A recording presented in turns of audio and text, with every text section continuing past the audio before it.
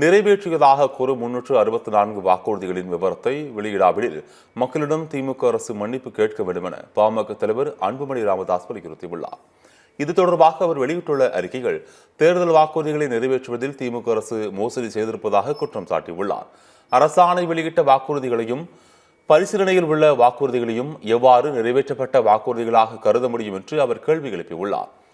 உங்களுடன் ஸ்டாலின் முகாம்களில் பெறப்பட்ட மனுக்கள் எல்லாம் வைகை ஆற்றில் வீசப்பட்டதைப் போல பிறப்பிக்கப்பட்ட ஆணைகளை எல்லாம் கூவம் ஆற்றிலும் அடையாறு ஆற்றிலும் திராவிட மாடல் அரசு வீசிவிட்டதோ எனவோ தெரியவில்லை எனவும் சாடியுள்ளார். கொடுத்த வாக்குறுதிகளின் விவரத்தை வெளியிடாவிடில் மக்களிடம் அரசு மன்னிப்பு கேட்க வேண்டும் என்றும் திமுக அரசு உண்மையாகவே வாக்குறுதிகளை நிறைவேற்றியதால் அதன் முழு விவரத்தை வெளியிட வேண்டும் என்றும் வலியுறுத்தியுள்ளார். திமுக ஆட்சிக்கு வந்தால் மாதந்தோறும் மின் கணக்கீடு செய்யும் முறையை நடைமுறைப்படுத்துவோம் என சொன்ன திமுக தற்போது ஸ்மார்ட் மீட்டர் பொருத்திய பிறகுதான் அந்த திட்டத்தை செயல்படுத்த முடியும் என அமைச்சர் சொல்வது ஏன் எனவும் கேள்வி எழுப்பியுள்ளார்.